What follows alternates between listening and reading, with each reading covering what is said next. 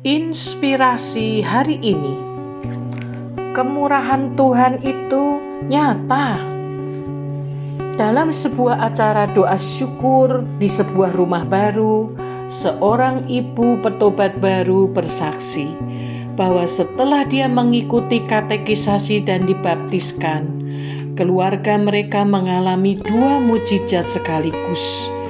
Ya, kami mendapat rahmat Tuhan yang begitu besar. Kami bisa membeli rumah yang lebih besar dari rumah yang lama.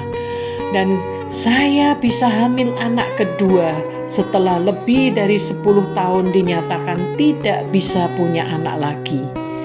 Mungkin Tuhan lebih tahu ya kalau rumah lama kami terlalu kecil untuk 2 anak. Ketika selesai acara doa, sambil menikmati hidangan, terjadi percakapan. Seorang ibu menyatakan, secara pribadi saya iri dengan petobat baru yang mengalami banyak mukjizat.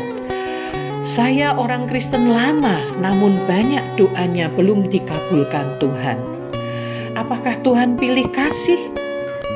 Saudara-saudari terkasih, mari kita simak pernyataan Mazmur 119 ayat 57 dan 58 untuk mengalami kemurahan Tuhan setiap hari.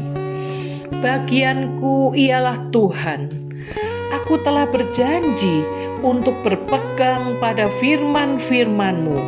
Aku memohon belas kasihan-Mu dengan segenap hati. Kasihanilah kami sesuai dengan janji-Mu. Rahmat Tuhan atau kemurahan Tuhan adalah pertolongan karena simpati atas penderitaan dan kebutuhan manusia.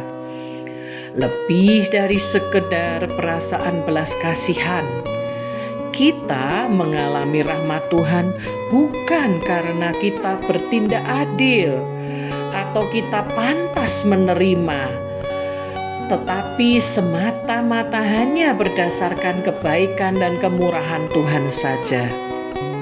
Sifat dari rahmat Tuhan itu kekal dan berlaku selama-lamanya. Jadi selalu ada dan selalu baru setiap hari kemurahan Tuhan itu, sesuai dengan kitab Ratapan 3 ayat 22 dan 23. Tak berkesudahan kasih setia Tuhan, tak habis-habisnya rahmat-Nya, selalu baru setiap pagi, besar kesetiaan-Mu.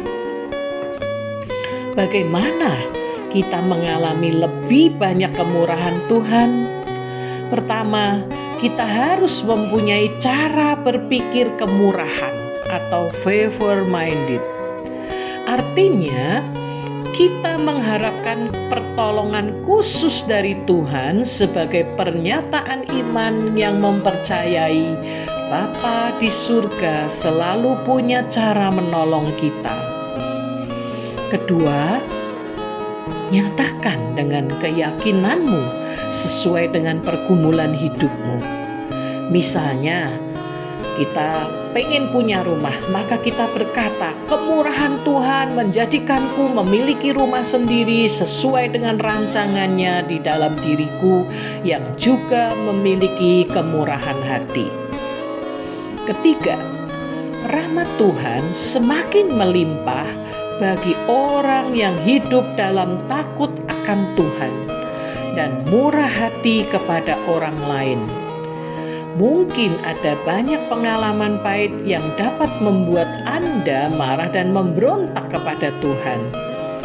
Tidak peduli bagaimana orang lain memperlakukan Anda, tetaplah kerjakan hal-hal yang baik dan jangan membalas kejahatan. Aku mau bersiap menerima jamahan kemurahan Tuhan, karena Tuhan berpihak kepada orang yang menderita dan tak berdaya. Matius 18 ayat 23-35. Tuhan tidak pernah menertawakan penderitaan manusia, bahkan Dia memberikan masa depan yang baru. Amin.